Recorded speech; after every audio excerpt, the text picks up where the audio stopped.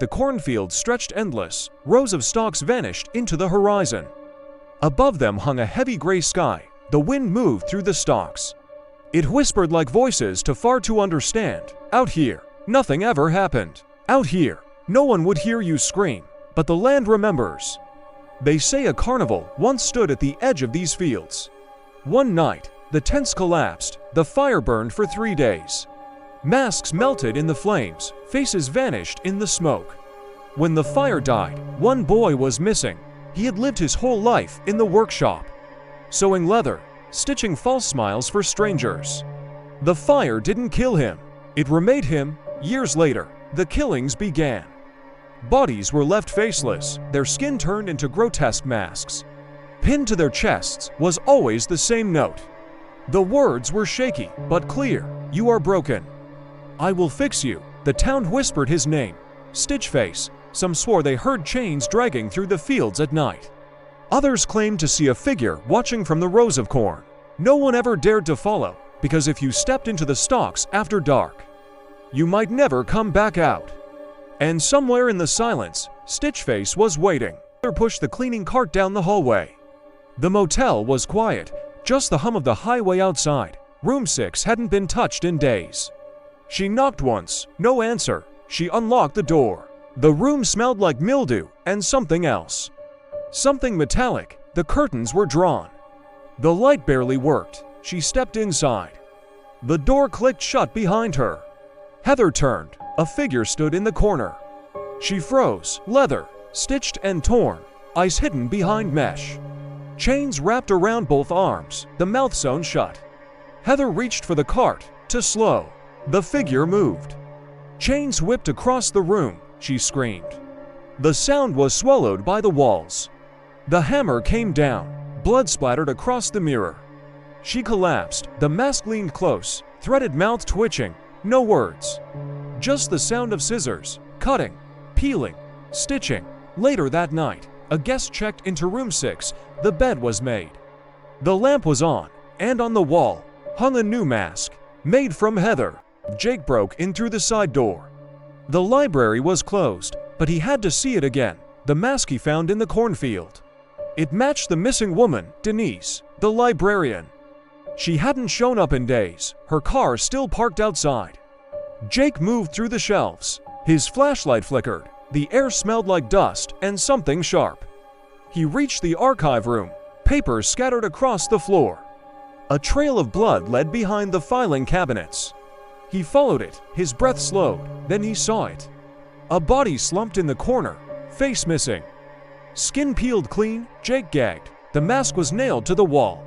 Stitched, labeled, preserved, Denise, attempt 12. Behind him, a sound, chains, dragging, getting closer. Jake turned off the flashlight, held his breath. The door creaked open. Stitchface stepped inside, slow, deliberate. He didn't speak. Didn't look around. He walked to the wall, examined the mask, tilted his head. Then turned. Jake was gone, already running. Through the shelves, out the door, but Stitchface didn't chase. He just stared at the wall, at the masks, at the empty spaces. He was building something. Not just killing, not just collecting. He was trying to finish a face. Jake sat in his room. The stolen mask lay on the desk. He hadn't slept in 2 days. It kept whispering, not loud. Just enough to hear when the lights were off. He tried recording it. Nothing came through. Tonight, he decided to return it. He wrapped the mask in a towel and headed toward the gas station. It was the last place Mariah was seen. The lot was empty. Neon buzzed overhead. Inside, the counter was clean. But the air felt wrong. Jake stepped in. The mask twitched in his hands. He turned toward the back room. The door was ajar. He pushed it open. Mariah was there, or what was left. Her body slumped in the corner. Face missing, skin peeled, the mask nailed to the wall. Still fresh, Jake dropped the towel. The stolen mask rolled across the floor. It landed near Mariah's feet. Then he heard it, a whisper, from both masks. You are broken. We will fix you. Chains scraped behind him. Jake turned. Stitchface stood in the doorway, silent. Jake didn't move. Didn't breathe. The mask on the wall twitched. So did the one on the floor. Stitchface stepped forward, picked up the fallen mask, held it to the light, then looked at Jake, but didn't kill him. Not yet. He turned and walked into the dark. Jake collapsed, the whispers faded, but the mask stayed warm. And somewhere deep inside, it was still breathing. Jake hadn't slept in days. The mask on his desk kept whispering, but tonight, he passed out. And the dream began. He stood in a cornfield. But the stalks were stitched together. The sky pulsed red, then black. Masks floated in the air. Each one had a name. Each one had a voice. Jake walked forward. The ground beneath him was soft, like skin, like fabric. He saw Stitchface. But something was wrong. He wasn't holding tools. He wasn't dragging chains. He was kneeling, crying. Tears leaked through the thread. The mask twitched. Jake stepped closer. The voices grew louder. He didn't choose this. He was built. We are pieces. We want to go back. Jake reached out, touched the mask. It felt warm, alive. Suddenly, the ground split. Faces spilled out. Hundreds, all stitched. Jake fell, through layers of skin, through memories, through screams. He woke up, sweating. The mask was gone. His window was open. On the desk lay a note, written in shaky ink. You saw it. Now help me finish. Jake pushed the school doors open. Dust fell from the ceiling. The hallway stretched into darkness. His flashlight trembled in his hand. He wasn't alone. The whispers followed him. Masks lined the walls. Their eyes seemed to move. A scream cut through the silence. High-pitched, desperate. Jake ran. The classroom door was open. Inside, Evelyn, pinned against the chalkboard, chains wrapped around her arms. Her glasses cracked. She begged. No one answered. Stitchface stood beside her, silent, watching. The mask twitched. The hammer rose. Jake froze. The flashlight beam shook. Evelyn's eyes met his. Then the hammer fell. Blood sprayed across the board. The chalk shattered. Her body slumped. The mask was already waiting. Stitchface lifted her face, stitched it with care, hung it on the wall, beside the others. Jake couldn't move, couldn't breathe. The whispers grew louder. You are next. He stumbled back. The flashlight dropped. The beam rolled across the floor and landed on his own reflection. A mask, already stitched, already waiting. Jake pushed the barn doors open. Rain poured through the cracks. Lightning lit the walls. Dozens of masks stared back. He gripped the crowbar. His hand shook. But he raised it high and swung. The first mask shattered. Glass and skin fell to the floor. The whispers screamed. The barn shook. He smashed another and another. Blood sprayed from the cracks. The air grew heavy. Chains clinked behind him. Stitchface stepped from the shadows, silent, watching. Jake swung the crowbar. It hit the mask. The leather split. But the monster didn't fall. Instead, the masks twitched. Their mouths moved. Whispers filled the barn. You cannot kill us. Jake backed away. The crowbar slipped from his hands. The masks pulsed on the walls, alive. Stitchface raised the hammer. Lightning flashed. The barn roared with voices. You are next. Jake ran, out into the storm. The barn doors slammed shut. The whispers followed him. Jake descended into the tunnels. The air was damp. The walls bled with shadows. Mask stared from the stone. He followed the whispers, deeper, colder, until he reached the chamber.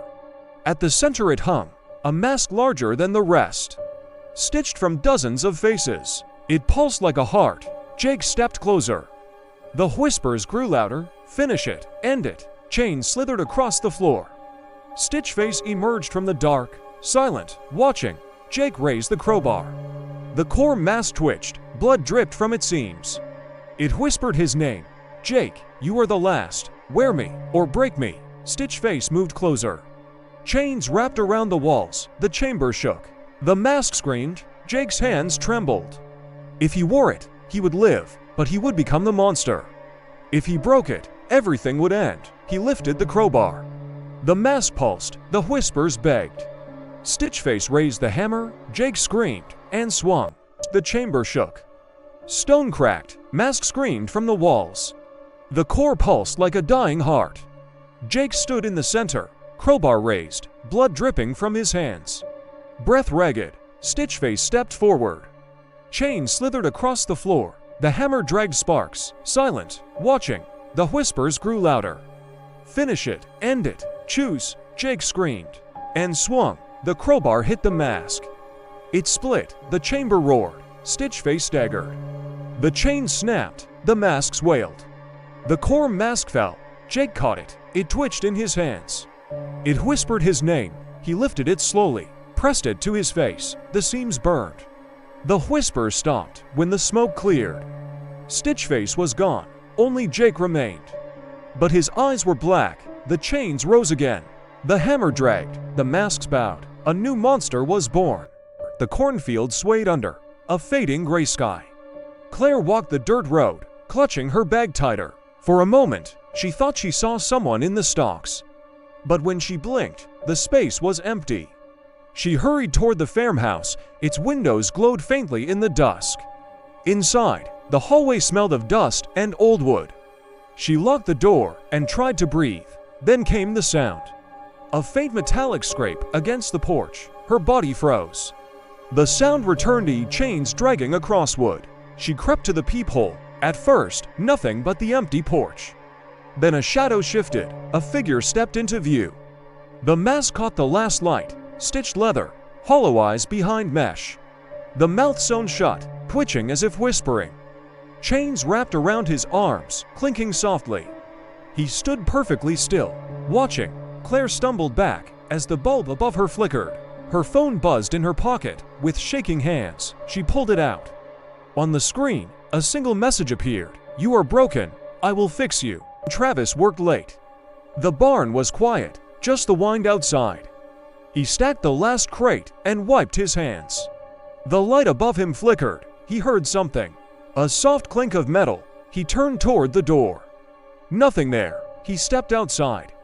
The cornfield rustled in the dark. A shadow moved between the stalks. Travis squinted. "Who's out there?" No answer, just the wind and the sound of chains. He backed toward the barn. The door creaked as he pulled it shut. Then he saw it. A figure standing inside, the mask, leather, stitched and torn, eyes hidden behind black mesh.